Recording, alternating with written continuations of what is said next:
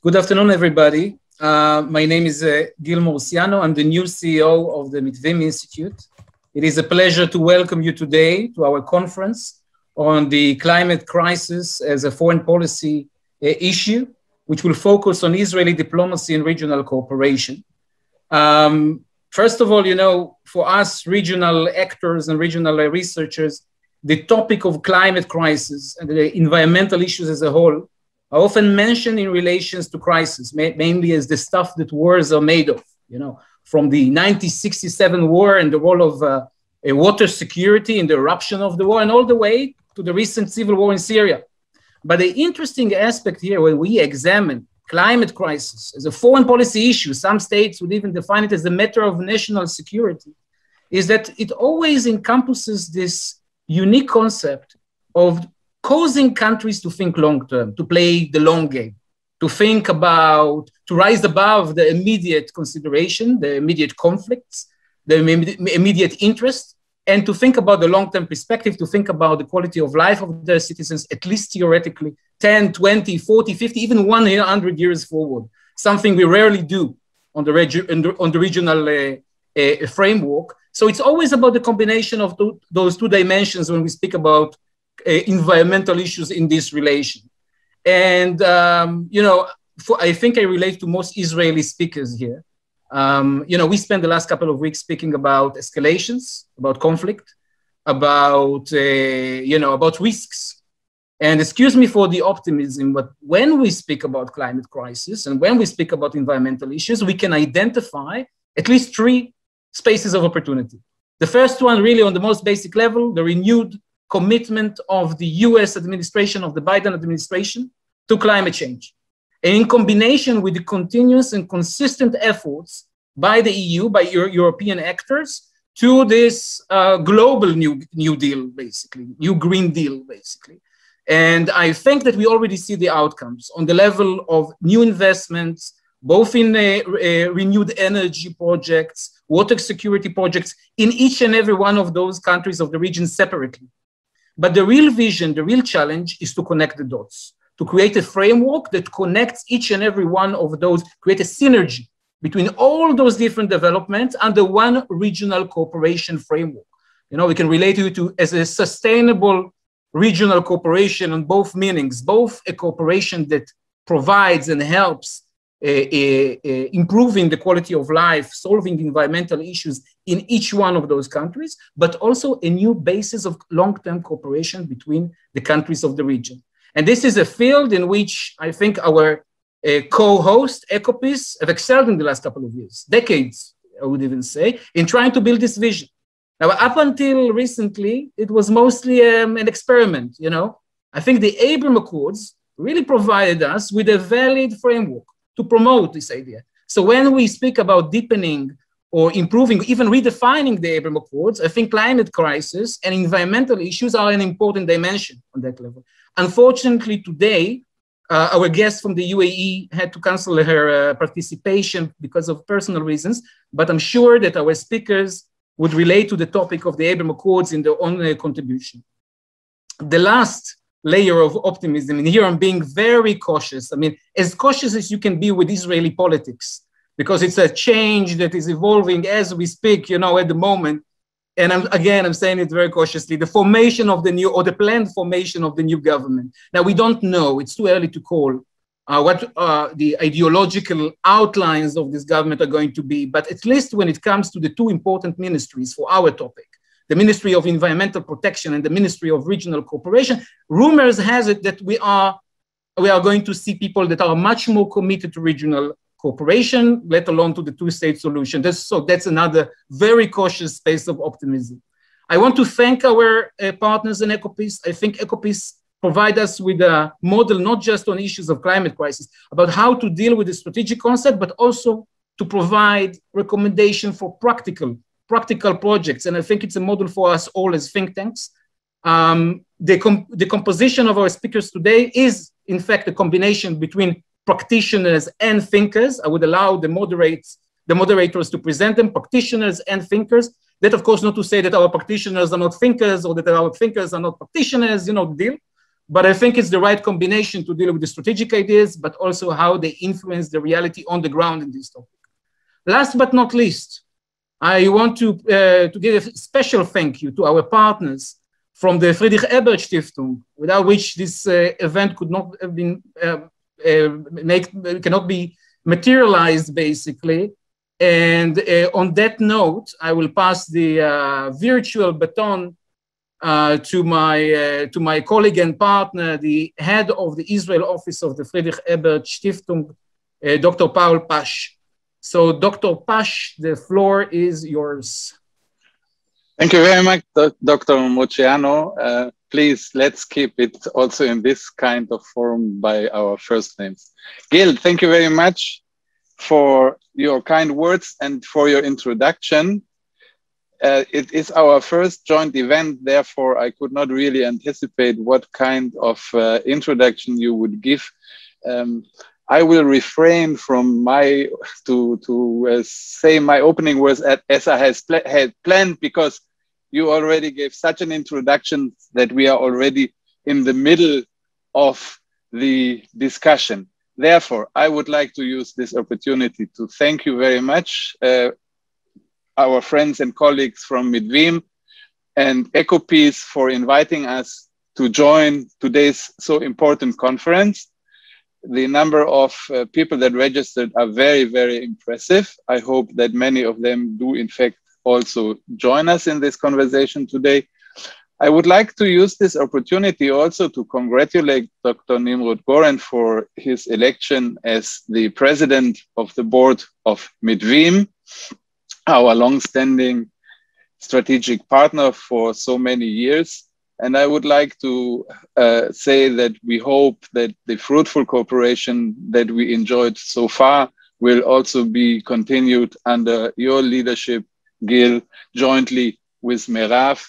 And also a thank you to the very important contribution that EcoPeace is giving as a pioneer in the field of raising awareness to all the risks of the climate crisis in Israel and the Middle East.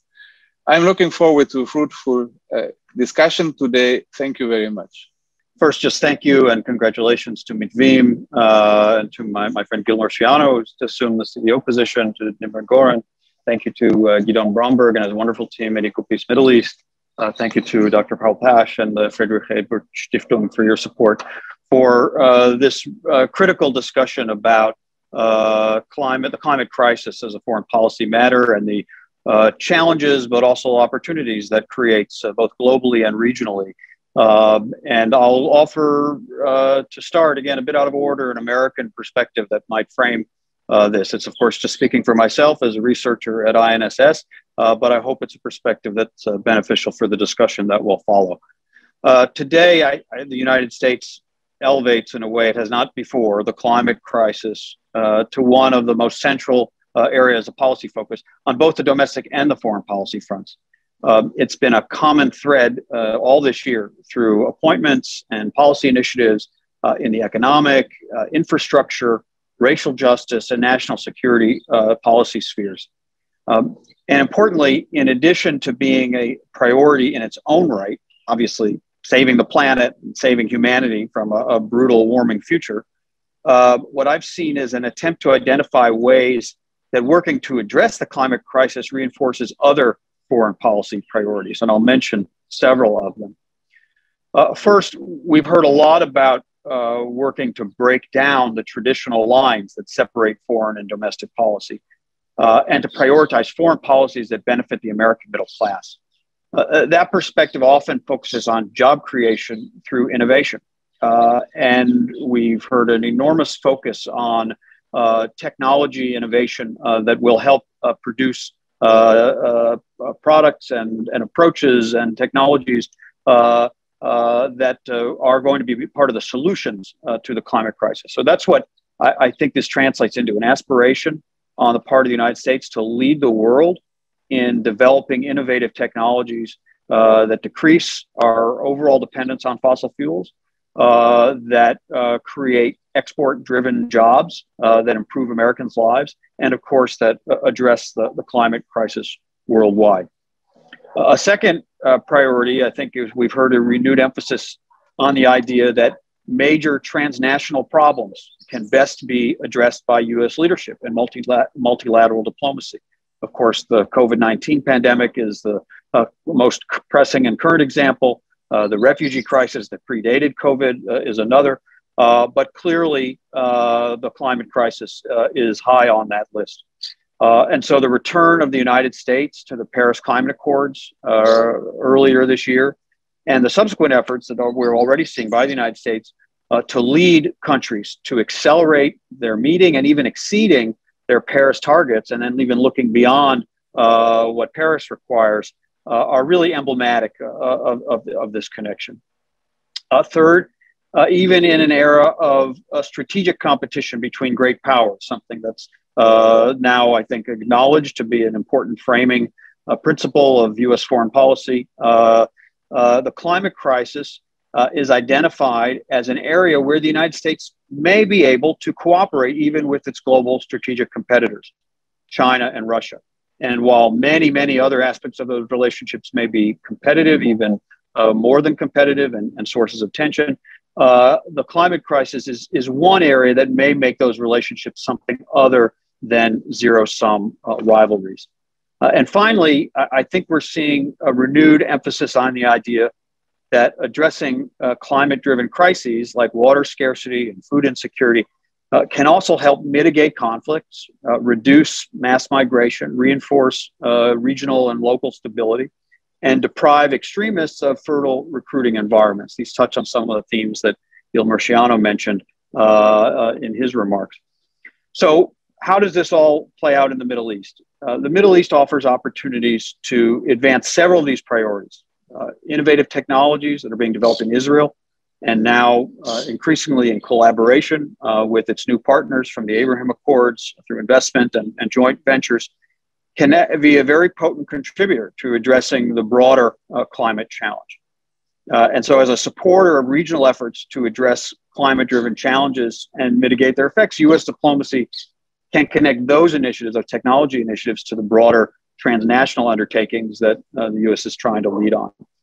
Alleviating water scarcity and other resource challenges that derive from the climate crisis can, of course, decrease the intensity of local conflicts and even give rise to shared solutions that benefit erstwhile adversaries.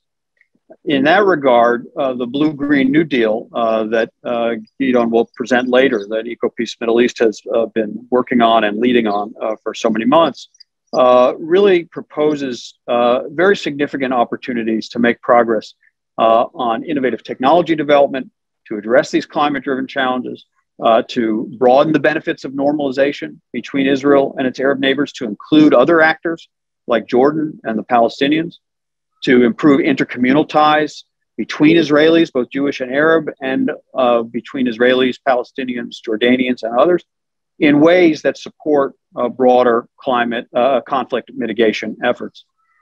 And that can be combined from the U.S. side with the soon-to-be established Nita Lowey Middle East Peace Partnership Fund, to which many other countries can add their contributions to the $50 million a year for 5 years that the Congress has already appropriated. This is a program that will create excellent opportunities to promote grassroots level initiatives that reinforce national level commitments to addressing water scarcity and other climate-driven effects in ways that build intercommunal ties, improve those environmental conditions, and support broader efforts to address regional conflicts. So while these remarks would have been, I think, more logical, having heard the presentations that are about to follow, I hope they will still resonate as the framing that at least one observer and researcher of American foreign policy has taken note of about not just the challenge, but the real opportunities that are before us as climate emerges as one of the primary drivers of foreign policy strategy in the years ahead. Thank you so much. Shalom to all of our participants and listeners. I was actually also posted in Tel Aviv back in 2005 to 2008, but I'm afraid my Hebrew has long since left me, so you'll have to listen to me in English. I was asked today, and I'm very, very happy to join this panel, to talk a little bit about climate change and international diplomacy. And I wanted to start off by taking a slightly broader look and trying to understand why climate change has become the issue that it has, both in terms of driving policy, but as a global crisis and as something which all of our communities have to address. As humans, we exist in families, communities, societies, nations on the surface of a planet that is also occupied by a myriad forms of life. Peace and conflict are two extremes of human existence, and diplomacy and war are the ways we pursue those policies, so the names we call the ways we pursue those policies. Most of the time, most of us live somewhere in the middle of that. We're not at one extreme or the other, and most of us yearn for peace. But changes in circumstances can drive us towards conflict. Essentially, conflict arises from imbalance, inequality, exclusion, from resources, from political discourse, from economic and social opportunity. Let me take energy as an example. We all need energy for everyday life and for increased human development. Think how much energy we are using just for today's webinar. We are all dependent ultimately on the sun for our sources of energy, whether we are clever humans using solar panels or clever plants photosynthesizing, or possibly less clever humans burning carbon-based fossil fuels, oil, gas, coal, or wood even, which releases the energy from the sun stored in those clever plants millennia ago. And I say less clever because one of the unintended consequences of burning fossil fuels is the waste products that damage our atmosphere, leaving it even more open to the sun's rays and thus warming the planet, which has an impact on our weather systems and our rainfall patterns, and which can lead to increasing numbers of extreme weather events, whether droughts or desertification or floods. So all of these basic things we need for our everyday life and the ability to improve our human development status are around us, but are constantly something which we are battling to have access to. We need food, we need water, we need to be educated, we need to be healthy. The COVID crisis is showing what happens globally when we are not able to be healthy. It has an impact on our social and economic status. We need trade. Natural resources, raw or processed. We exploit the land through mining, farming, forestry, and we exploit the sea through extraction of minerals and fishing. We leave behind us, in doing all of this, a trail of waste and pollution as byproducts of our human needs. And this affects the balance for other inhabitants of the planet as well as ourselves. So this entire picture of human activity, which some now are calling the age of the Anthropocene, the age in which the human population is having a greater impact on the planet than the planet is having on us, threatens our social stability and economic growth because it threatens our access to all of the elements needed to satisfy our everyday needs and to improve our human development status. This region that we're in now is the most water scarce region in the world. It is prone to increasing desertification. Its coastlines are liable to erosion. Its seas and its shores to pollution. There are even reports of single-use masks used in the response to COVID-19 already washing up on beaches in the region, a global health crisis contributing to a global climate and environmental crisis. It's a sort of vicious cycle. So you might wonder, when am I ever going to get to the topic you asked me to speak about, the climate crisis and international diplomacy? So diplomacy is just the means by which nations seek to engage each other in peaceful pursuit of their interests or to address something that is damaging their interests. Following Brexit, for example, the UK is engaging in intensive diplomacy to negotiate trade agreements around the world. Actual agreement will depend on finding a fair balance that suits both sides. The current skirmishing in the English Channel over fishing rights reminds us that competition over resources can be conflictual even while diplomatic negotiations continue. And to lay it on even heavier, I'm going to use Clausewitz a bit freely to make a link between conflict or diplomacy and climate for us.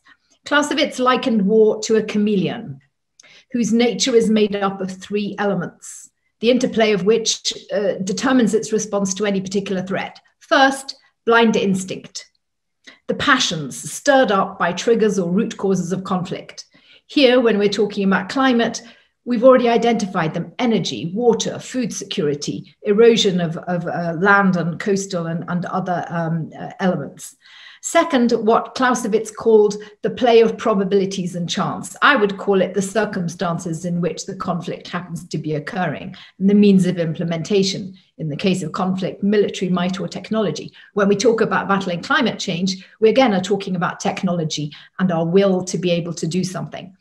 And the third element Clausewitz said was playing in this was reason, the drive of policy. What are our leaders deciding? So let me leave the theory for a minute and turn to COP26, the Conference of Parties, the 26th in the series, which is a major diplomatic effort to address our shared concerns about climate change. Paris, the Paris Agreement on which this is based, was set up in 2015, that COP21. 5 years ago, in theory, we had to defer for a year because of COVID.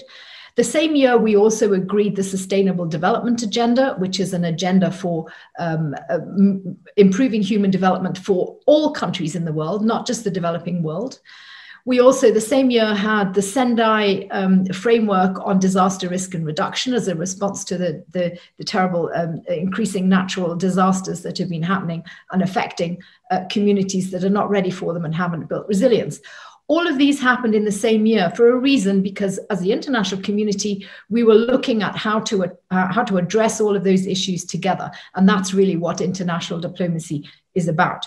So 5 years on, we have a moment of checkpoint. We have a moment when we're all coming together to say, how well have we done in what we set out to do in 2015? And what more do we need to do as we head onwards towards the ultimate goals in these areas?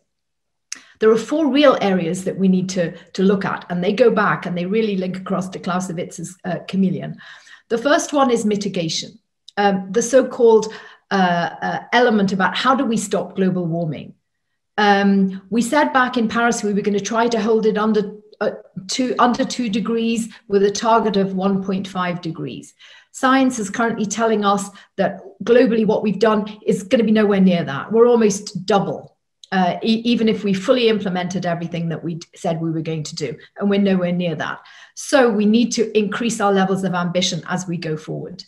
On mitigation, we need to do more. We need to be stopping the burning of fossil fuels. Coal is obsolete. Coal has to be the past. Even gas is a kind of transitional measure towards renewable technologies, which are going to take us into an area where we've reduced those emissions, we've reduced the global warming, we've reduced that impact on us. Adaptation is the second goal. Adaptation is really the way that we can say the climate has already changed. How are we going to live our lives and develop our economies in ways that don't make those tendencies even worse?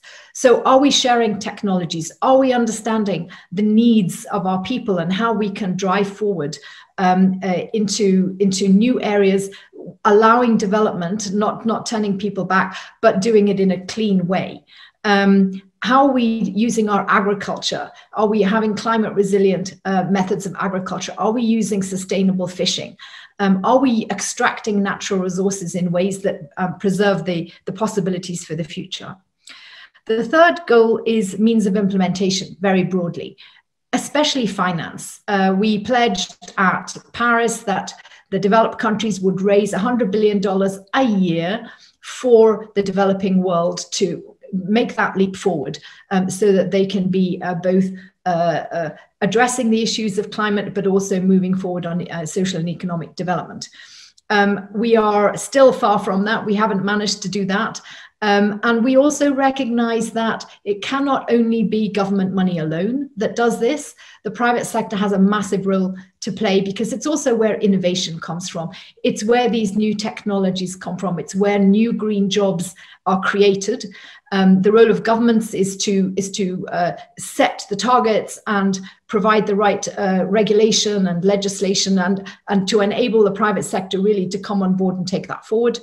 And the fourth means, and it comes along with that, is collaboration. How do we work together in a coordinated way for each element doing the thing that is required by it in order to change? That means bringing in communities. It means being inclusive, not exclusive, going back to my root causes of conflict. And it means listening to the most vulnerable and most least resilient parts of the community, whether that is on a gender basis, that we make sure we're including women and girls who are often the most vulnerable and the most impacted by climate change, in listening to indigenous peoples who often have very much better traditional ways of managing natural resources that we have ignored over recent centuries. And ensuring that everybody has an equal voice in this. And as the COP presidency for this COP, the UK is really trying to reach out and make sure that every party to the COP, every country, in other words, who is a signatory to it, but also all of the other non-parties who are interested, the private sector, civil society, this very interesting proposal that we're hearing about today, are part of the debate. Because at the end of the day, climate-related root causes of conflict, which are not the sole causes of conflict, there's very rarely one sole cause of conflict, are all issues on which we can feel very strongly, but we have the ability to change. We can make policy changes on the basis of both our shared interest and our national interest. We can make different financial investments for our own interests and for our shared interests.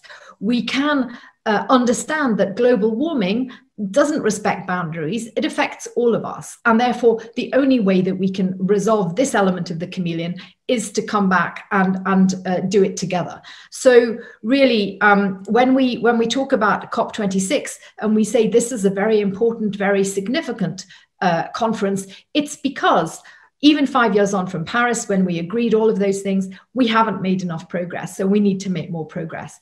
As we go forward, as we look towards net zero on emissions and on global warming by the middle of the century, we have to say, what does that practically mean in every case? And if we don't deal with those things, then the pressures of our communities and on individuals to get those things that they need for their everyday life, the water, the food, the agriculture, the economic means to survive, are going to be the drivers of conflict even more than they already are. So the importance of COP26 is really huge as we look to see the consequences of COVID and the consequences of climate coming together at the same time. We look for policies that will take us forward into a green, resilient recovery. And that's essentially where all of our governments are trying to position ourselves in terms of our best national interests, but also in terms of the interests of the planet globally. I think probably for the first time ever, this is the attempt to bring together both national interests and real international action for an outside impact that affects all of us. Let me stop there and let the debate open up. Thank you very much. שלום לכולם. אני אדבר על משבר האקלים ומדיניות החוץ של ישראל. ואני אפתח במסר המרכזי שלי, שבא קצת לצנן אולי מהאופטימיות של גיל מפתיחת המפגש.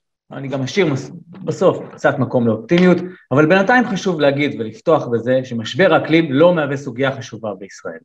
לא במדיניות הפנים וגם לא במדיניות החוץ. זה נכון שיש לאחרונה כמה שינויים שמעניקים לסוגיה הזאת משקל קצת יותר גדול, ביחסי החוץ של ישראל, בחשיבות שישראל מעניקה לסוגיה הזאת, אבל הקצב הוא לא מספק. וההבנה שהסוגיה הזאת, דווקא הסוגיה הזאת, יכולה לשרת, כמו שדן אמר קודם לכן, יכולה לשרת בצורה המיטבית גם שאר המטרות והיעדים של מדיניות החוץ הישראלית, היא לא מתבססת, היא לא קונה לה אחיזה, ונוכח ההזדמנויות הרבות שהיא דווקא מעניקה, מדובר בפספוס גדול שחובה עלינו לתקן. אז אני אתחיל. ואני מתחיל קודם כל בעובדה שאקלים היא סוגיה של מדיניות חוץ. אנחנו מתחילים בנקודה שאולי ברורה לכל מי שנמצא כאן משותף לכנס, אבל חשוב להניח אותה, כי הבסיס לקיום הדיאלוג בינינו, ולהבנה של התחום, ולתביעה שלנו ממדיניות החוץ של ישראל, לעסוק במשבר האקלים. אקלים היא סוגיה של מדיניות חוץ, גם, לא רק, גם. יותר מכך, אפשר אפילו לטעון, כמו שניסחו את זה במרכז ווילסון רק לפני כמה חודשים, שהיום מדיניות חוץ היא מדיניות אקלים. ואם אני אנסה לתרגם את זה לשפה ברורה ופשוטה, משבר האקלים הוא לא עוד נושא שצריך לטפל בו. משבר האקלים הוא אחד ממרכיבי הבסיס של המציאות שבה אנחנו חיים. המציאות שאיתה אנחנו צריכים להתמודד, שאותה אנחנו צריכים להבין, ובא עלינו לנסח את המדיניות ולהוציא אותה אל הפועל. ולכן יש ציפייה ממדיניות החוץ הישראלית, שתקדיש משאבים לטיפול במשבר האקלים. אז מה מקום האקלים במדיניות החוץ הישראלית? את האמת, או לא כל כך האמת, אבל בגדול אין מקום לאקלים במדיניות החוץ הישראלית. נכון, זאת הכללה גסה, וזאת אמירה קשה, והיא לא מדויקת, ותסלחו לי רגע על הדמגוגיה והסטייה מהדיוק המחקרי, ובהמשך גם ידבר השליח המיוחד למשבר האקלים במשרד החוץ, ידידי היקר, השגריר מר גדעון בכר, הוא יציג בכל זאת שמשרד החוץ עושה משהו בתחום, אבל כשאנחנו בוחנים את ספר תוכניות העבודה של הממשלה, של משרד החוץ, משבר האקלים לא נמצא שם, גם לא כשבוחנים את השקעת המשאבים ואת ביצוע התוכניות של הממשלה. אז נכון, יש התייחסות קצרה אצל משרד האנרגיה, בצורך לפתח מקורות אנרגיה מתחדשים, בהתאם להחלטת ממשלה, וגם זה לא בלי התייחסות מקיפה למשבר האקלים. במשרד החוץ אין שום מילה על משבר האקלים. זה לא שישראל מתכחשת למשבר האקלים, לא זה העניין. ישראל מיישרת קו עם הקהילה הבינלאומית, מתנהגת כמי שעושה את מה שצריך לעשות. אולי אבל רק כדי לצאת ידי חובה. תראו, היא משתתפת בכינוסים העולמיים, היא תגיע לקופ 26. היא מתכוננת לקראת הכינוסים. הממשלה מחליטה על יעדים לצמצום פליטת גזי חממה. הנושא עולה מדי פעם במפגשים בין ישראל לבין מדינות האזור, ושחקנים בינלאומיים אחרים. הכל באופן סביר. אבל מהמדינה שאוהבת לראות בעצמה פורצת דרך, וחדשנית, ויוזמת, מובילה, משמעותית בעולם, לא זאת בדיוק ההתנהגות שהיינו רוצים ומצפים. לא בנושא שהוא כל כך מרכזי ומשמעותי. לא בנושא שמרכיב את העולם, כמו שאנחנו פוגשים אותו היום. אז באופן כללי אין התנגדות בישראל לשיתופי פעולה בתחום האקלים, אבל זה רחוק מאוד מלהיות הסוגיה העקרונית שמנחה ומעצבת את מדיניות החוץ הישראלית. נושא האקלים נתפס כמרכיב נחמד אם קיים, שלא ניתן להתעלם ממנו לחלוטין, אבל הוא לא מרכזי ולא הכרחי. ולבסוף, וכתוצאה מכך אנחנו רואים, מדינת ישראל גם לא עומדת ביעדים שהיא בעצמה מציבה לעצמה, ומתחייבת אליהם בפני הקהילה הבינלאומית, והנה, התפרסם על כך רק לפני יומיים, אני חושב. עכשיו, יש כמה סיבות שניתן להציע כהסבר למה. למה זה לא נמצא במרכז השיח והפעולה הישראלית. אז ראשית, המבנה הפוליטי הישראלי לא מעודד תכנון ארוך טווח, ולקיחת אחריות לטווח רחוק. הצורך לגזור קופונים פוליטיים מיידיים, עוד בקדנציה שלך, מכתיב במידה רבה את ההחלטות ואת העבודה הממשלתית, בטח ובטח כאשר הסדרה המקצועית של בכל המשרדים, כמעט, מוחלשת. שנית, המבנה הכלכלי, בטח יחד עם גילוי הגז בים התיכון, גם זה הוזכר כאן, גם הוא מוטה לגזירת רווחים מיידיים, ושימוש יתר במשאבים קיימים. רעיון הצמיחה עדיין מניע את הכלכלה הישראלית, לא רעיון הכלכלה המעגלית, או הכלכלה הכחולה ירוקה, כמו שידידי היקר גדעון, בטח ברומברג יתייחס לכך בהמשך. אנחנו עדיין בגדול משק ניאו-ליברלי בערכיו, בתפיסותיו, כן עם שאריות סוציאליסטיות מפעם. שלישית, השיח הביטחוני הישראלי, נוטה לבחון את המציאות דרך העיניים הצבאיות. אנחנו צריכים לזכור את זה, אנחנו חיים את זה. אז הוא נכנס לתוך המשקפת ומסתכל על האיומים המיידיים, אבל מפספס את התמונה הכללית הגדולה של האיום החמור יותר. ומושג הביטחון הישראלי הוא מושג הביטחון הלאומי צבאי, ואין שם מקום לאיום של משבר האקלים, אלא כמשתנה רקע, שיכול אולי להצמיח איומים צבאיים, או להעצים איומים קיימים. רביעית, סיבה נוספת, משבר האקלים סובל באופן עולמי, מההטיה האנושית להתמודד עם האיומים הקרובים והמיידיים, לפני שמתמודדים עם האיומים הרחוקים יותר, גם אם הם משמעותיים יותר. כלומר, דחיינות והדחקה זאת לא המצאה הישראלית, שני מנגנונים שעובדים מצוין בכל העולם וגם אצלנו. וחמישית, אולי האתגר שבו איתו גם לנו צריכה להיות תרומה להתמודד איתו, האתגר לקשור בין משבר האקלים לחיי היום-יום שלנו הוא לא פשוט. זאת אומרת, זה לא קל להמחיש את האיום ולחוות אותו באופן מיידי, גם בגלל שהשינויים הם הדרגתיים, אינקרמנטליים, קיים אתגר לקשור את מגוון התופעות, מגוון האסונות שכבר מתחוללים אצלנו, למשבר האקלים באופן כללי. לייצר את הקישור הרגשי והתבוני שנחוץ כדי לגייס תמיכה ציבורית ופוליטית ולהפנות משאבים לנושא. אז יש כאן אתגר משותף של ביסוס קונצנזוס לגבי הידע שקושר בין משבר האקלים למגוון רחב של תופעות. טוב, אז יש לנו סיבות למה לא, אבל אנחנו כמובן לא ניכנע לסיבות האלו ולהסברים הללו, ואנחנו צריכים להצביע על ההכרח שבהתייחסות למשבר האקלים, ועל ההזדמנויות שתמונות בהפיכת מדיניות החוץ הישראלית למדיניות אקלים. וקודם כל אין לנו הרבה ברירה, המציאות הפיזית משתנה ולמשבר האקלים יש כוח שכנוע משל עצמו. ההשלכות של משבר האקלים הופכות חמורות יותר, המציאות מכריחה את ישראל ואת התושבים באזור בכלל להפנות תשומת לב ומשאבים להתייחסות לנושא. לכן הטיפול במשבר האקלים הוא מטרה מרכזית בפני עצמו, אולי המטרה. ולכן באמת תשומת הלב לאט לאט הולכת וגדלה גם בתוך המציאות הישראלית.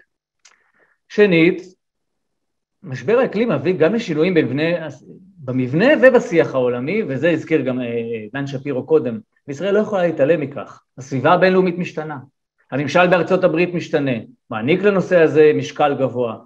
אז אם ישראל רוצה להיות חלק מהעולם, וכמו שהיא כותבת בספר תוכניות העבודה שלה, להבטיח את מעמדה הבינלאומי, לשמר את יחסיה עם ארצות הברית, אלה חלק מהיעדים.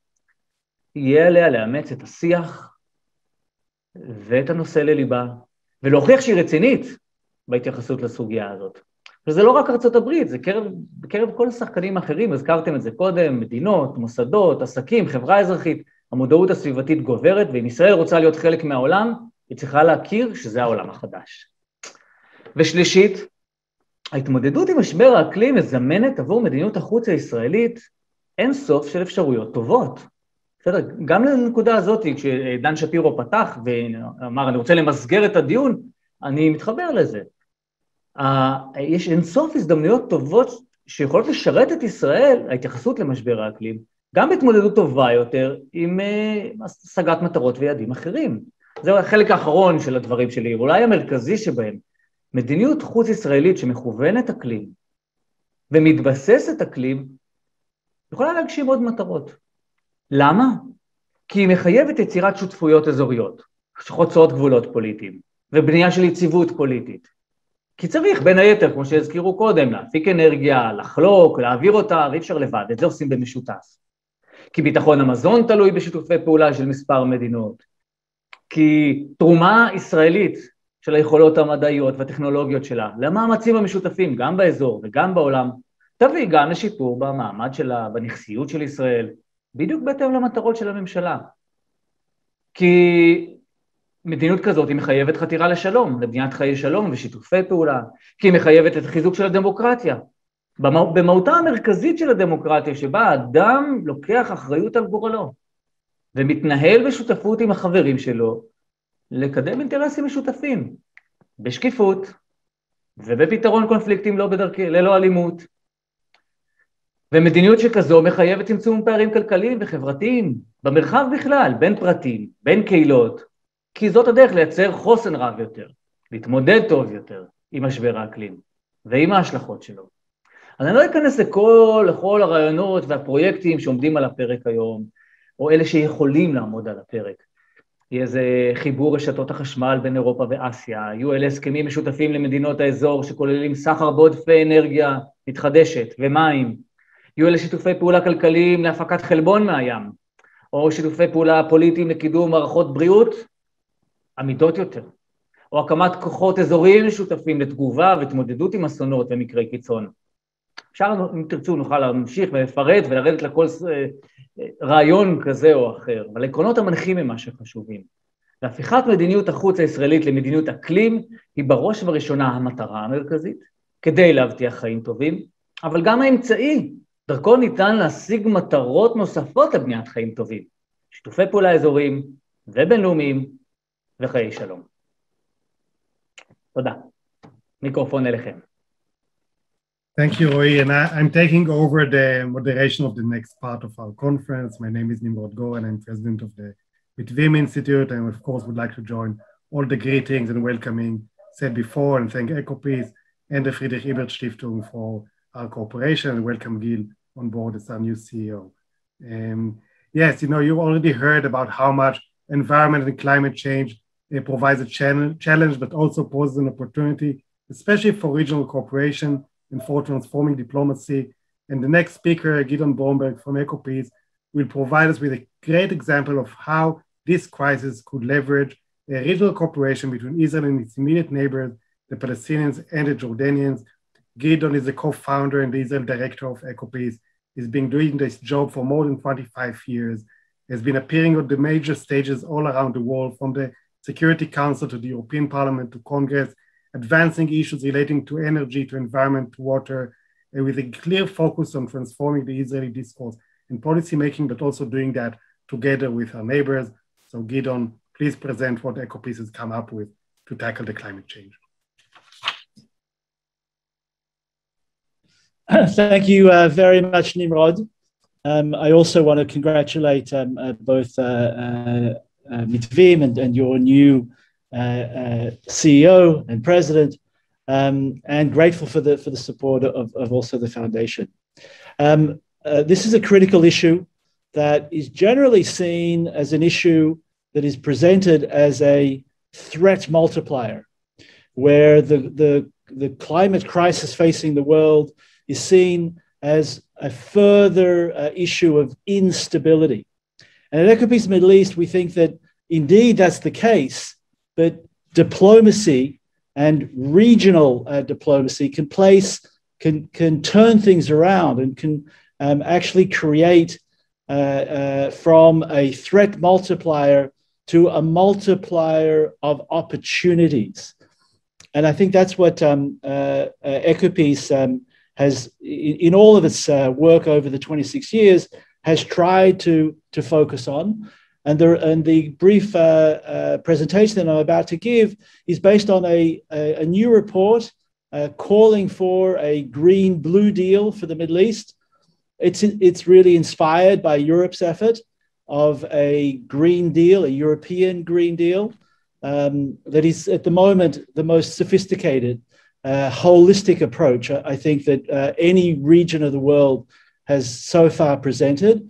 But it's also equally inspired by the new efforts of the US administration, the Biden administration, that has really put onto the center stage as well a new US commitment to fight climate change.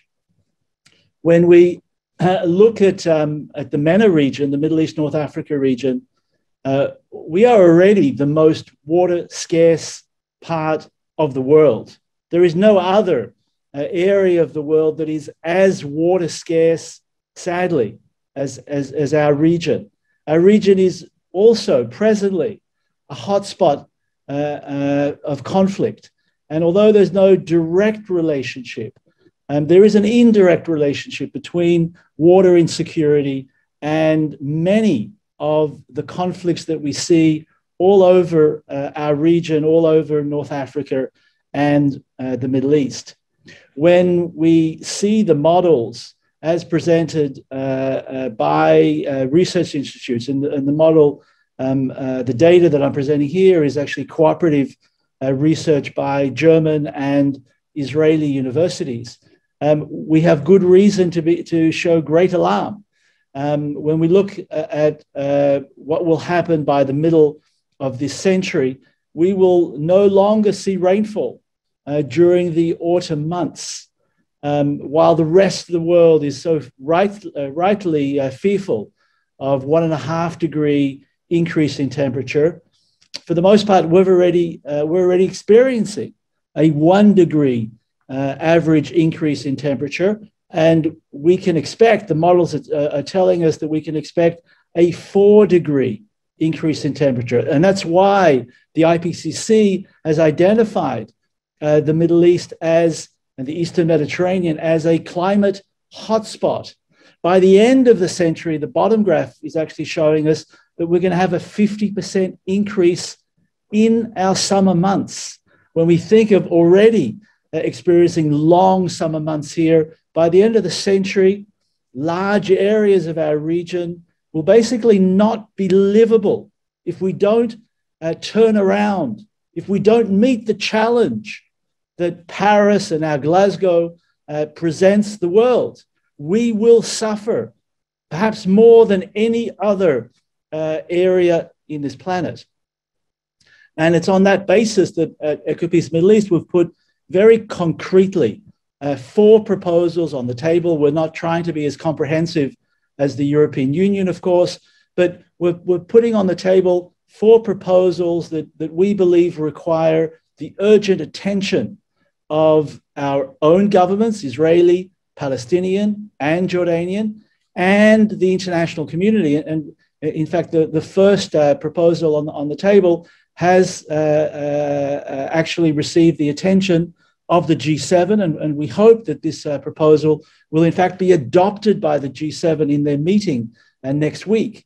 And this is, as Ambassador Janet Rogan had suggested earlier, a proposal that is really bringing forth both climate mitigation efforts and climate adaptation efforts, but also an entry point for regional cooperation and peace building through the climate lens. And what our study here revealed, utilizing experts from our 3 countries, but also from the international community, that Jordan really has the comparative advantage in our region to produce large-scale renewable energy, not only for her own purposes, but also for the purposes of selling renewable energy to both the Israeli and Palestinian electricity grids.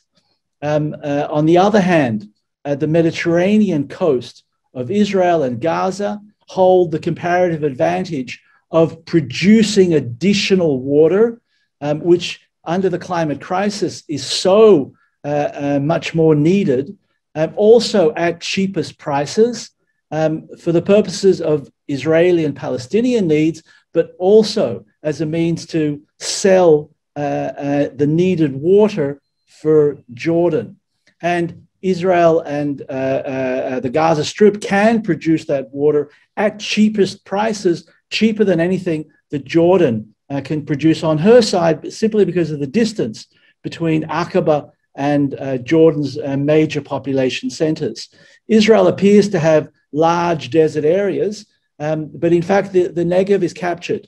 It's half of the Negev is military training, the other half are declared nature reserves. And here I would differ a little bit with Ro'i. We see some tremendous changes in policies by the government of Israel, and particularly by the Ministry of Energy and the Water Authority. The Ministry of Energy has really come to understand, to see that as Israel's increased its commitments to meet the climate challenge, it can no longer meet that challenge of 30% renewables by 2030, relying on its own territory.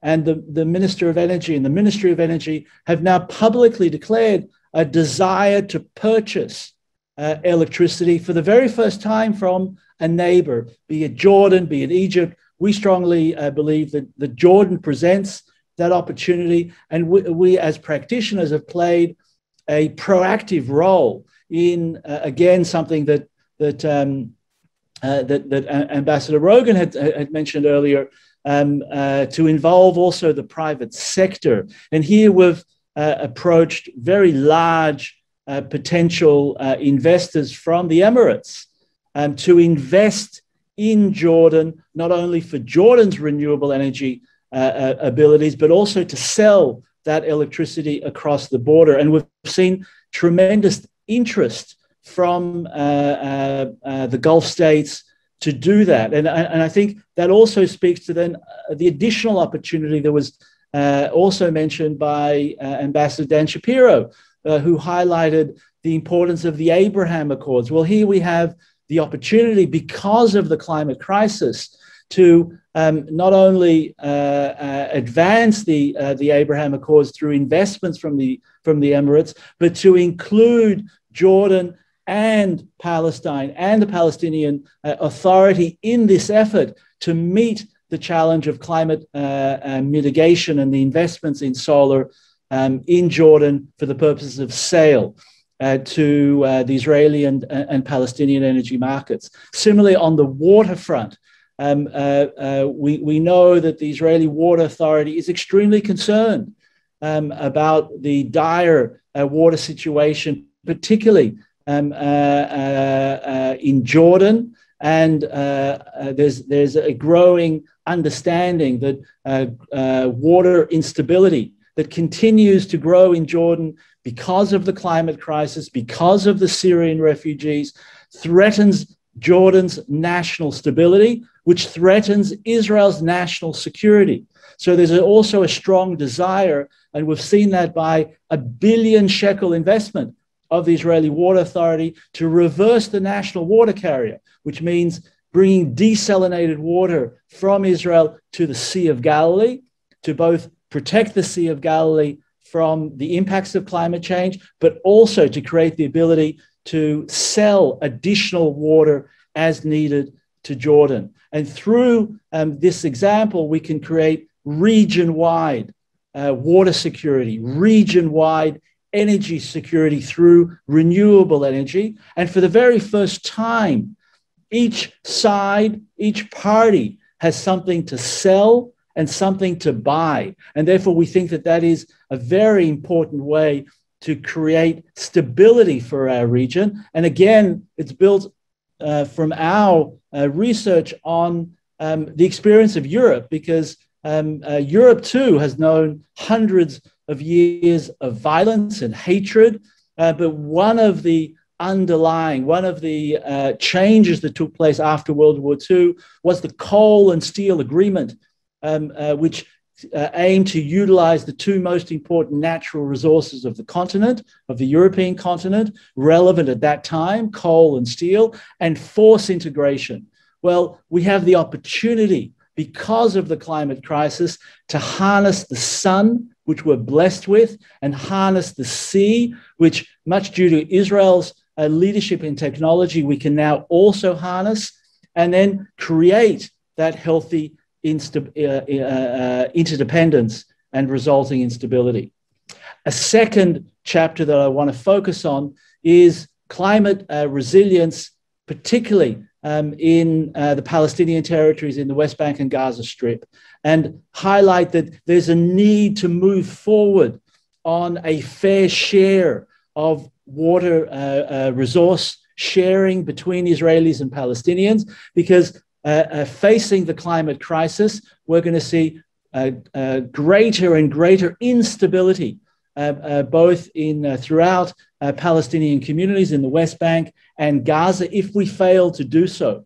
And therefore, the climate crisis also, in this way, presents the opportunity to also advance the peace process and to advance the two-state solution that we're extremely committed to as an organization, and believe that is the only solution to the conflict that will bring real peace and prosperity to our region. And here we have to understand that when the Oslo Accords were negotiated back in 1994, 1995, it made sense to hold water back as a final status issue because at that time, there was only natural water available, the groundwater of the coastal aquifer, the mountain aquifer, or the Jordan River system. And reaching a final agreement on water would have produced winners and losers. It would have moved more water to the Palestinian side, and the Israeli side wouldn't have had something to replace that water loss.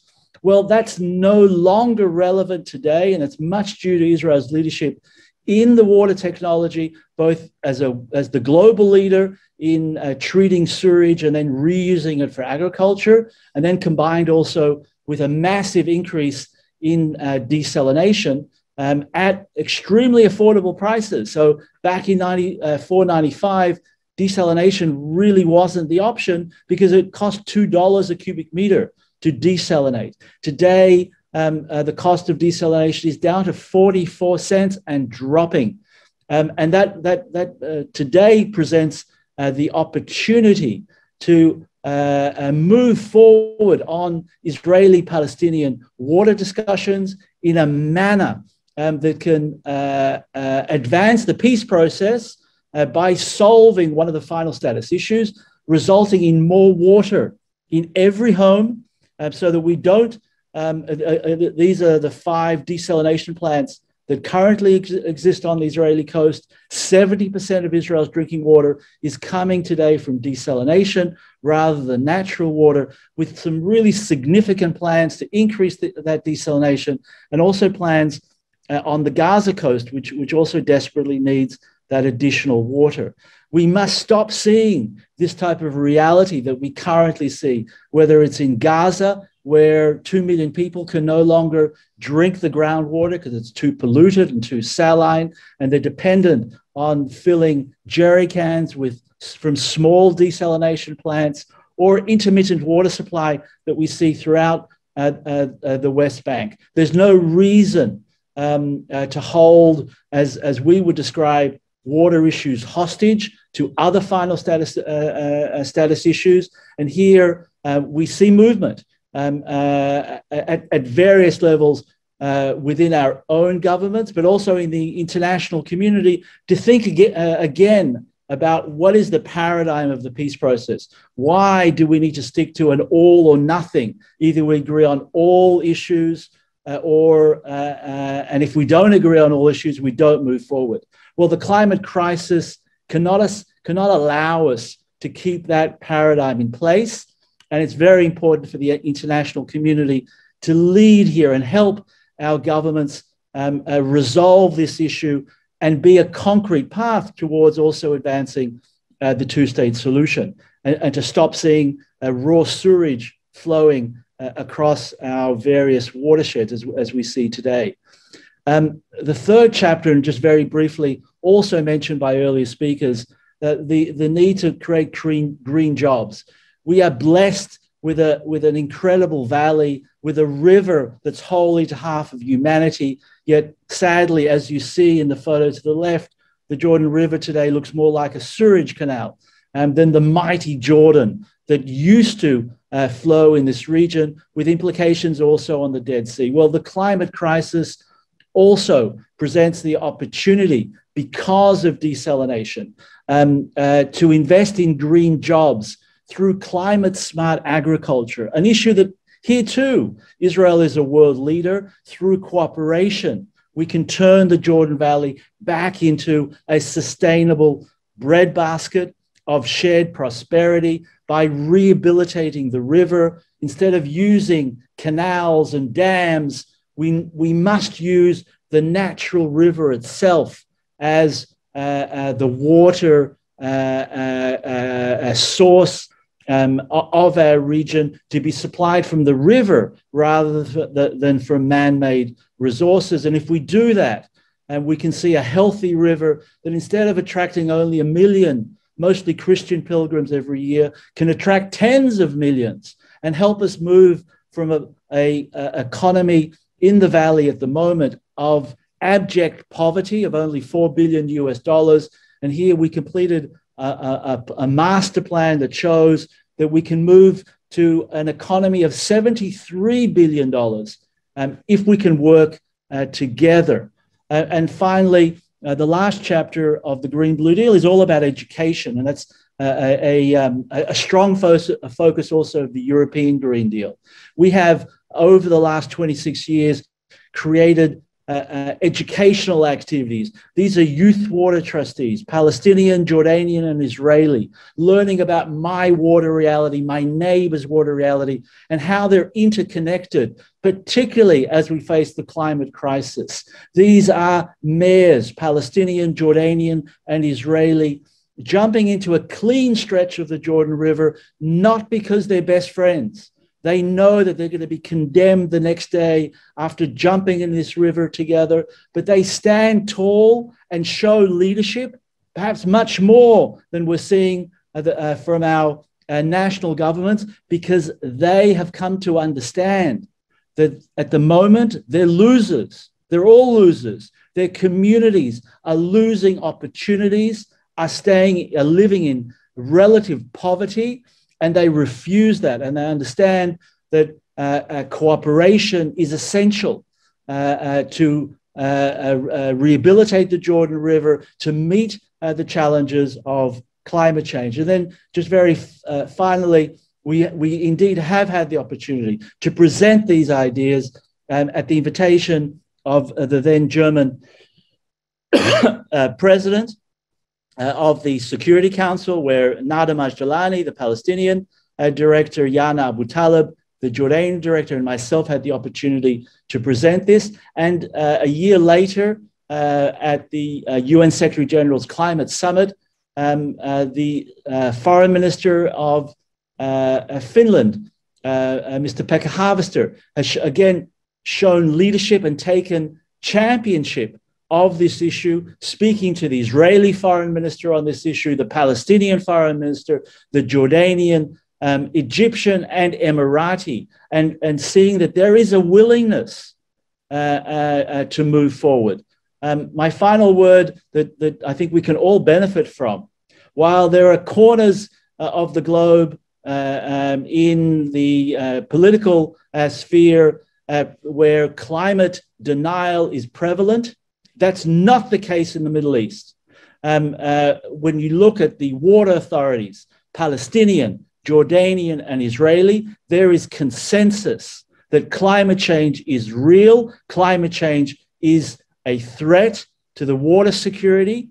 We need, through events like these, to make sure that decision makers come to understand that there's an opportunity to move from a threat multiplier to a multiplier of opportunities to really lead to climate mitigation, climate adaptation, climate resilience, and be an entry point to help advance the type of two-state solution that we think is essential for our region. Thank you very much for the opportunity. Gideon, thank you for sharing with us your comprehensive work, also emphasizing the double win, how regional cooperation can both help tackle the climate crisis, but also create new bonds and spheres for cooperation and engagement between Israelis, Palestinians, and Jordanians. And I would say more than that, looking all the way to Morocco and to the Gulf, but also showing the power of civil society in advocating ideas on the global stage and in important diplomatic forums. Very natural move to Ambassador Gideon Bechar from the Israeli Foreign Ministry, the Special Envoy for Climate and Sustainability, someone who has led the issue of tackling climate change from within the ministry, and I think has moved the system to a place in which Israel has a special envoy for this topic, in which when the Israeli Prime Minister speaks at the Leaders' Summit of that Biden convened, speaks very highly about Israel's commitment to change policies. And even if we look at the election platform of the new foreign minister, Yair Lapid, we see how much emphasis there is over there on tackling climate change and becoming this a priority for Israel. So Gideon was previously an ambassador in Senegal who headed the department within the foreign ministry to combat anti-Semitism, who also served in Tunisia when Israel has a diplomatic mission there back in the 90s as a result of the peace process. Thank you for being with us and sharing with us what the foreign ministry is doing today to tackle climate change and how it could be more effective moving forward. Thank you very much, תודה רבה, Nimrod, and thank you very much for the organizers for organizing this event. I think that it is a very timely event and a very important one. And my wish is to see more debates and more webinars, seminars, and events like that, because we really have to give this issue a priority in our activity, in our actions, and in our awareness. I want to start with my main message. My main message is that regional cooperation on climate change is a necessity. And it is a necessity because we need to minimize risks, and the risks are catastrophic for our region, for the Middle East, but also to maximize opportunities which are huge also in this region.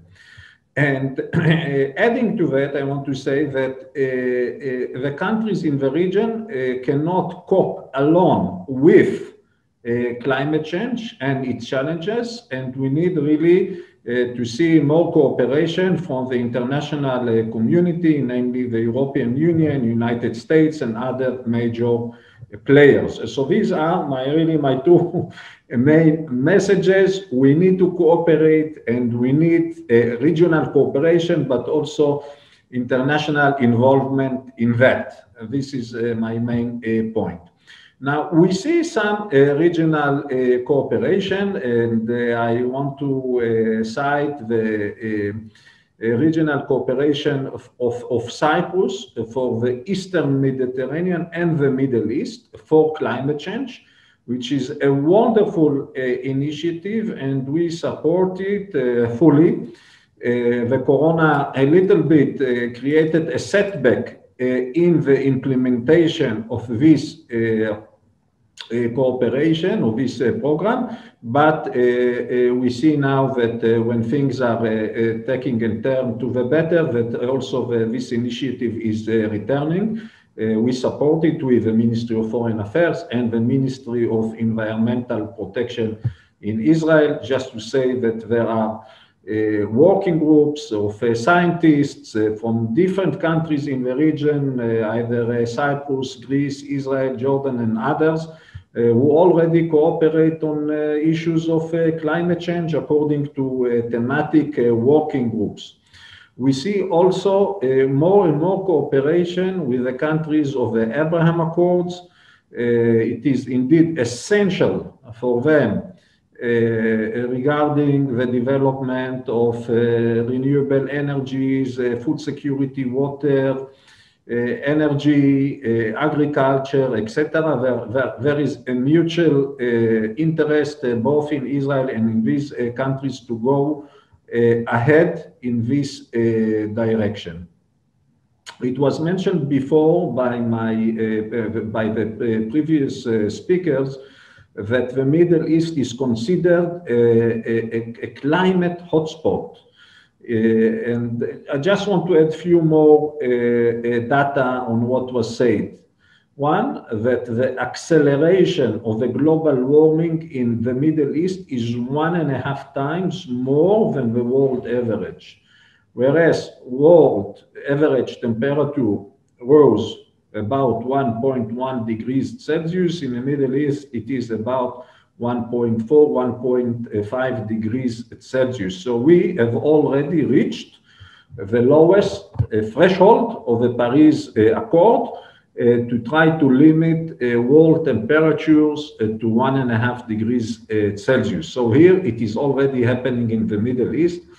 And if we look at the Syrian desert in Iraq, in Iran, we see that in some summer days, temperature is already above 50 degrees Celsius. It can be 51 or 52 degrees Celsius. These are conditions which are making livelihood impossible. Toward the middle of the century, there will be 20 or more days where the average temperature will be more than 50 degrees Celsius with devastating effects in the Gulf and in the Middle East in general. Another aspect which is very important is that water temperature has risen also dramatically, and the eastern part of the Mediterranean Sea is the warmest part already of the Mediterranean. Water warming is accelerated here, and it is recorded to be already 3 degrees Celsius. Also, sea level rise in the Eastern Mediterranean is the highest in the Mediterranean Sea, today about 4 millimeters per year and accelerating. So the need is urgent for cooperation. Now, we believe that no country in the region can cope with devastating effects of climate change without cooperation. We all need one another. I mean, and even if one country is doing better and is doing good because of some circumstances, it will be affected dramatically, but by the events in other countries that won't be able to cope with the climate crisis. And the scientists are telling us to be worried about refugees in big numbers in the Middle East, but also coming from Africa and other regions. So the Middle East is also prone to this stability coming from also human factors. We have to take into consideration that the transition, global transition from fossil fuels into renewable energies will have also effects on oil and gas exporting countries in the Middle East, and alternatives must be developed today. And we see in that also a big place of cooperation between Israel and its neighbors, and generally speaking, in the Middle East. It was mentioned also before by previous speakers that the potential in technologies is huge. Of course, food security, alternative proteins, water, not only water desalinization, this is something that everyone goes automatically to, but water purification is very much needed in the region, and can be an additional supply of water for agriculture. Renewable energy, energy storage, energy efficiency, all of these are things that can be done in regional cooperation. Alternative proteins will increase food security in the Middle East. The Middle East is dependent on importation of food outside the region, and we saw it during the first weeks of the corona, how the international food supply chains were negatively affected, and the Middle East must, really it's a must, increase its capacity to produce food. And we can do it together, and we see that as a huge area of possibilities. I want to relate to what was mentioned before by Roy, my dear friend, about the activities in the Ministry of Foreign Affairs. I want to say that we have increased dramatically our involvement in the field of climate change. And you can see me here speaking as Special Envoy for Climate Change and Sustainability. But not only that, the Ministry of Foreign Affairs, Gabi Ashkenazi, has instructed us to deal climate change as an area of priority for us and the ministry. A special team for climate change and international agenda was formed to deal with that, and it is working in parallel with my activity as a special envoy for climate change and sustainability. So for us, climate change at the ministry is an area of a higher priority, like other priority areas. I just want to mention, for instance, our activities during International Environment Day on the 22nd of April, where we have instructed all our diplomatic missions in the world to carry out activities to encourage the awareness to the situation of the environment in the world. And many activities were carried out in more than 86 of our missions, either consulates or embassies. All by all, I think that I will not be mistaken if I would say that there were about 500 different activities carried out worldwide by the Ministry of Foreign Affairs.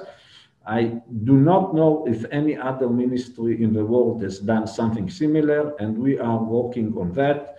We are also working on the introduction of a green standard to our diplomatic missions abroad.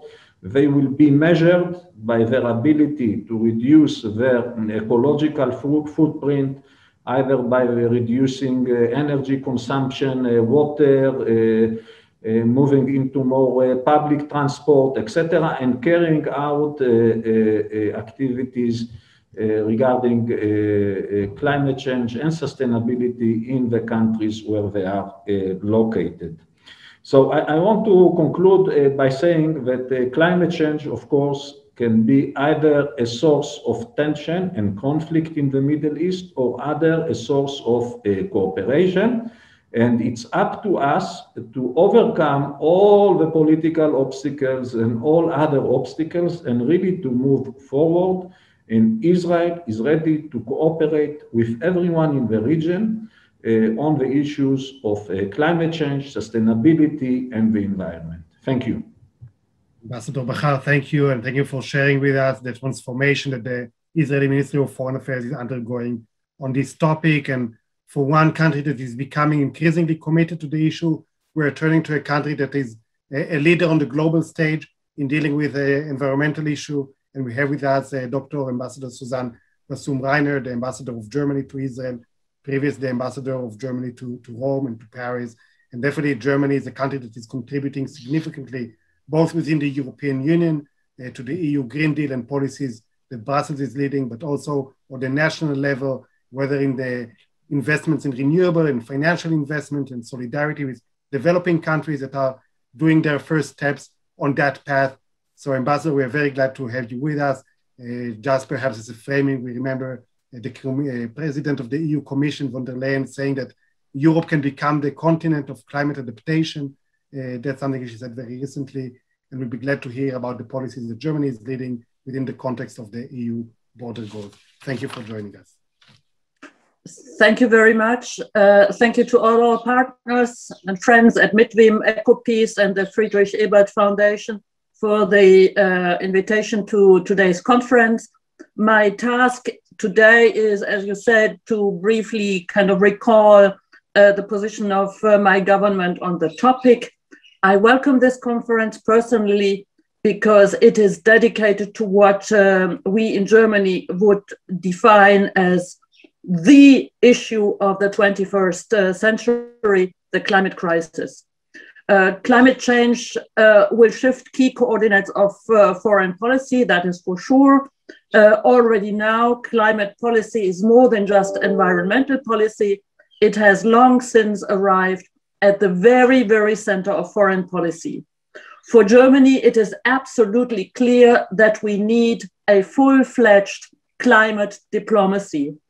And it was amazing to hear that among all speakers of Euroevent today, there seems to be a consensus on that, a consensus on the urgency, necessity, but also feasibility of an honest, full-fledged climate diplomacy. There is not yet some kind of universal understanding or definition of what climate diplomacy would be, but the European Commission, as one of the forerunners of this, of what this would be, has identified, let's say, 4 strands of climate diplomacy at the political level, 4 packages, and these 4 elements are committing to multilateralism in climate policy, particularly through the Paris Agreement. Second, addressing the implications of climate change on peace and security. Third, acceleration of domestic action on all levels and raising global ambition. And fourth, enhancing international climate cooperation through advocacy and outreach. I would just limit myself to the first 2 aspects, and I'm very glad or happy having understand through Ambassador Dan Shapiro's statement that the consensus also on these 4 elements is also shared by the new US administration. So on the first elements I wanted to talk about, committing to multilateralism and implementing the Paris Agreement. It's, I think, necessary to say that much like the current pandemic, climate change is a global phenomenon that requires a global response. And we have seen in the global reaction on the pandemic what is possible, how it is possible. Global transportation was put to a halt for a moment, global economy reduced for a moment, the fight against the propagation of the virus became worldwide a first priority. This is what we need with regard to climate change. We need to counter declining faith in multilateral institutions and make global collaboration work. The negotiation and signature of the Paris Agreement on climate change by 196 states demonstrated that achievements are possible. It is paramount to both strengthen the capacities of international and regional organizations and establish coalitions of the willing that are able and willing to lead the way. Given their economic and political weight in the world, it is, as you said, the European Union and its member states like Germany that have a particularly important role to play. We are convinced that Europe needs to lead by example by setting standards for sustainable growth across global value chains. The EU has always been at the forefront of the multilateral climate diplomacy and is strongly committed to implementing the Paris Agreement. The European Green Deal is the new European growth strategy to transform the Union into a modern, resource-efficient, and competitive economy. I would like to repeat, the Green Deal is a growth strategy. It's not the contrary. The EU wants to be climate neutral by 2050, or all the while boosting the economy through green technology and the creation of sustainable industry. We see Israel as a very strong partner in this endeavor.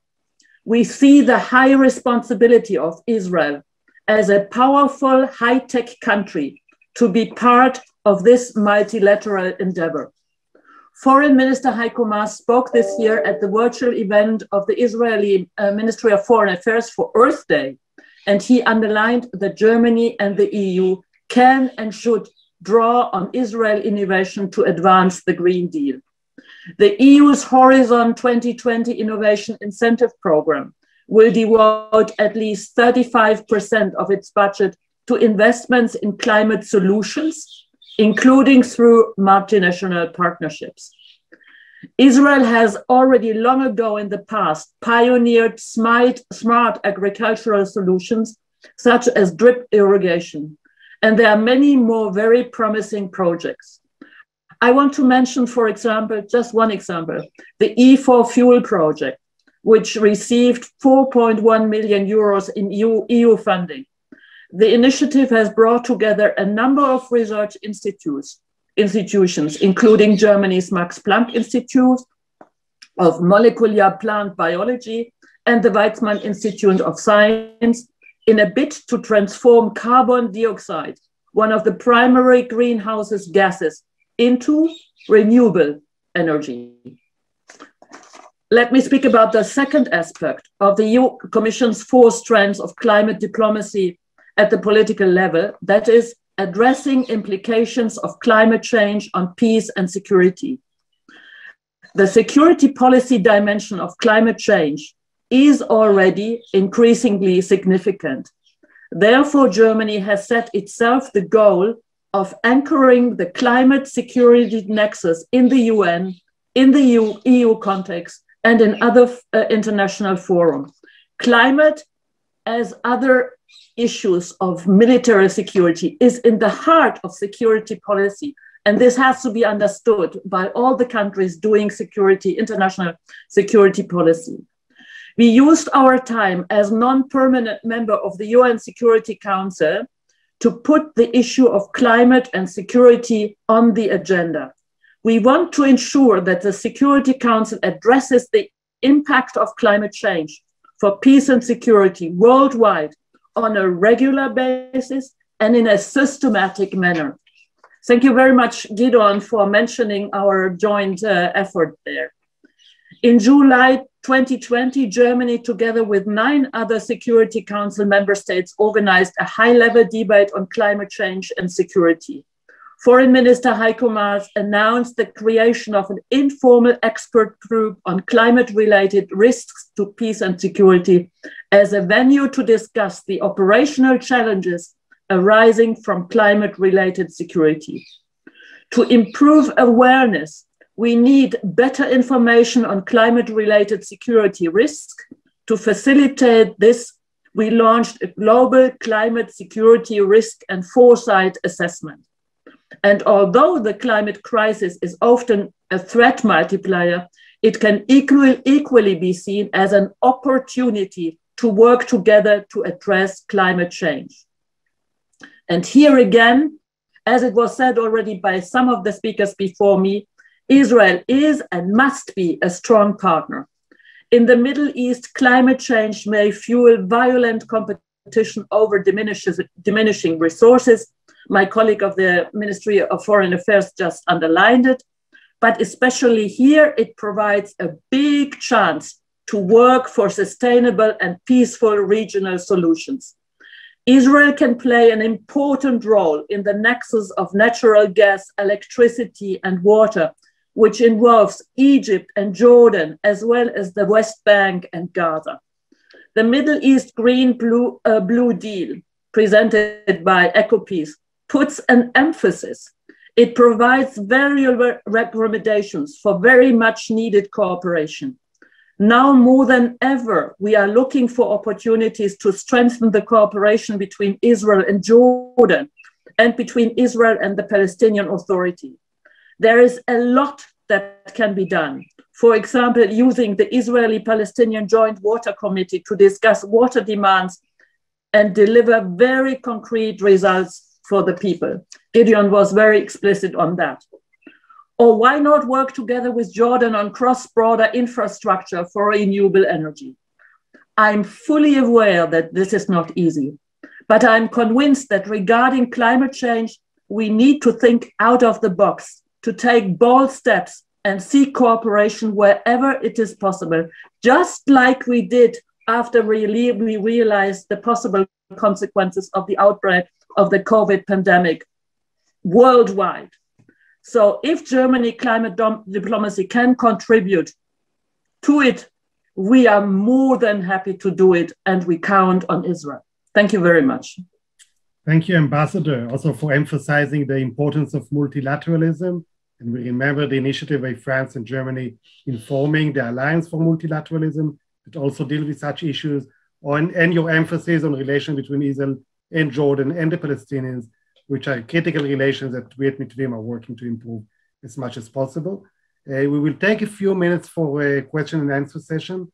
We ran almost over time, but it's such a fascinating topic that it would be a shame to spread away without giving the floor to some of the questions raised by the audience. So I'll mention just a few of the questions that was raised in the chat, and I'll give speakers an opportunity to relate to any of those questions that you want to quite shortly, so we'll close and wrap up within about 10 minutes, if possible. And I apologize, some of the speakers had to rush to previous commitments already.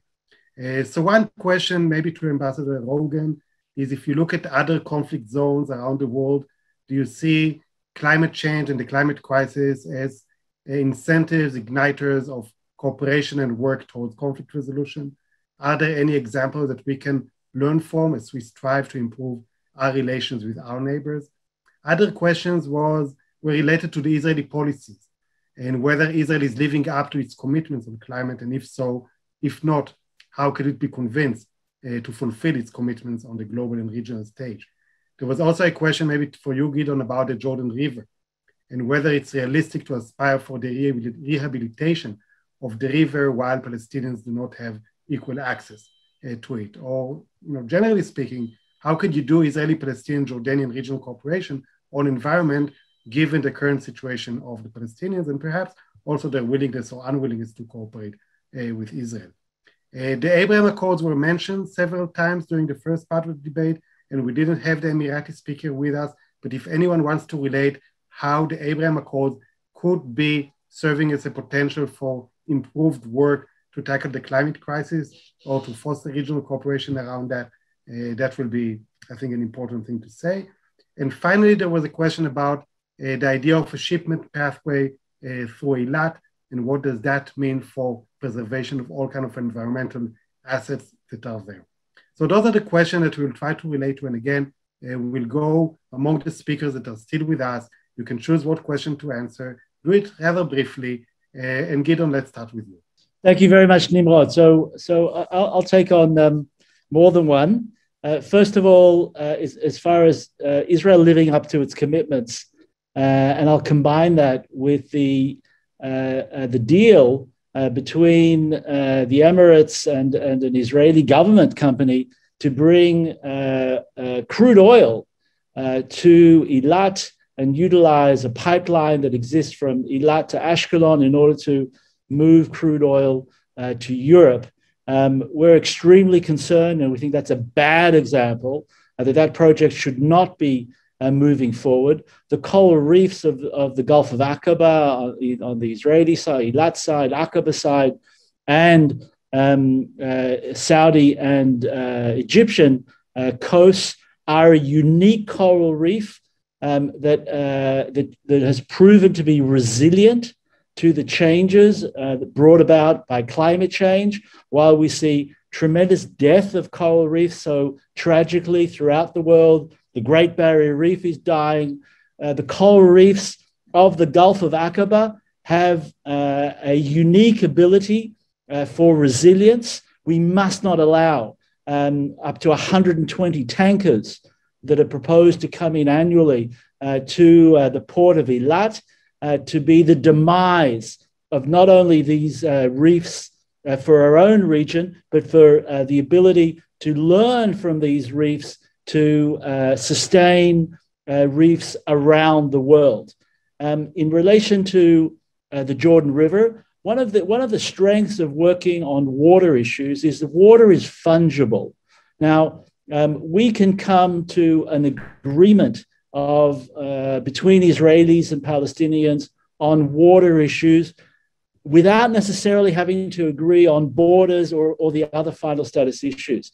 Exactly where the water comes from is not the key issue related to obtaining water rights. And we see that in the Israel-Jordan peace treaty, where Jordan accesses its fair share of the Jordan River, not from the river itself, but from Israel, from the Sea of Galilee. So there are arrangements that can be made that enable us to move forward on water today without having to agree on all other final status issues.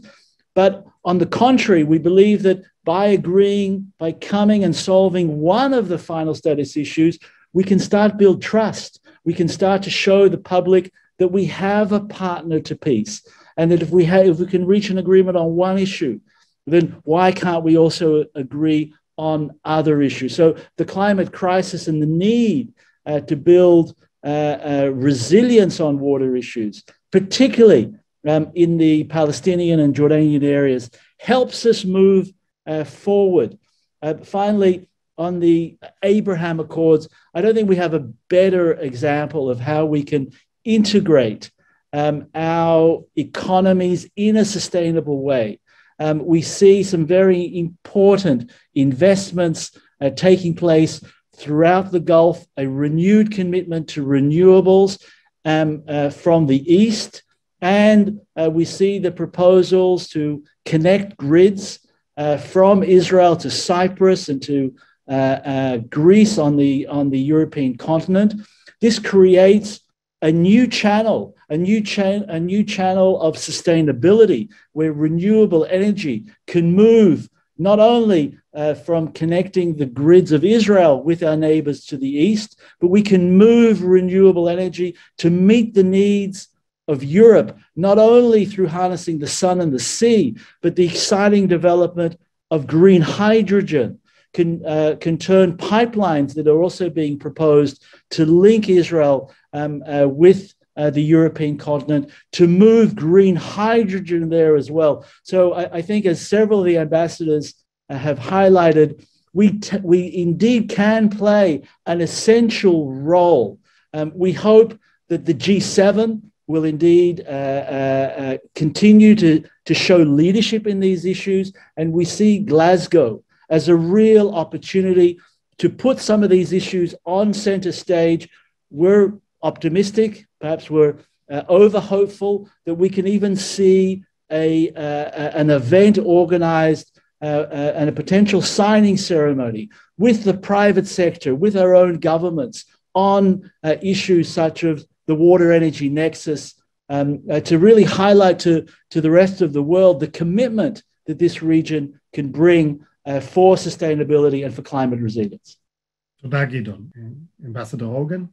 Yeah, so one of the questions touched on whether or not conflict areas are actually being able to address climate in a more sustainable way. And actually, I think it's very, very difficult to imagine that, because as we all know, making climate transitions or addressing a climate impact is quite expensive. And it's not something that you can just do in isolation.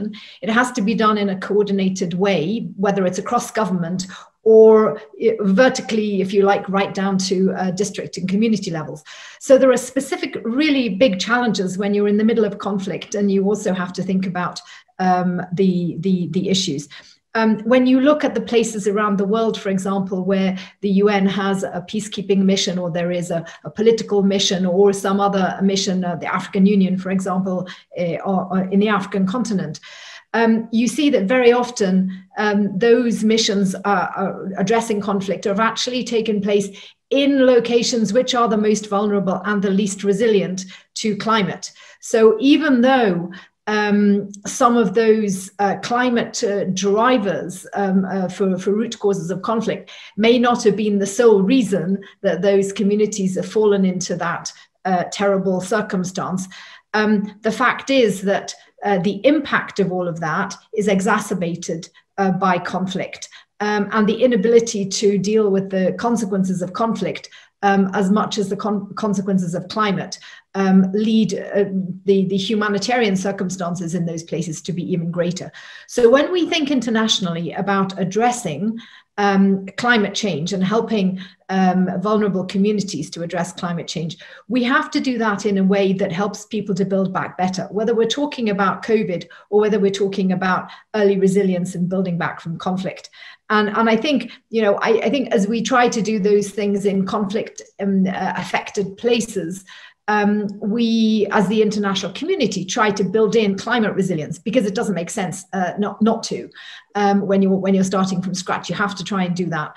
But it's very, very difficult. It's very challenging, and it's certainly not something that the communities who are afflicted by conflict can do themselves. So those I would say are the very, very extreme of conflict impact, where we have I think a particular responsibility as the international community and as international actors to think about the consequences on the populations. Because frankly, if we don't, dealing with the consequences and paying for the consequences and the humanitarian elements of this are far more expensive than trying to tackle the root causes before it happens. Thank you. Roy, would you like to add something?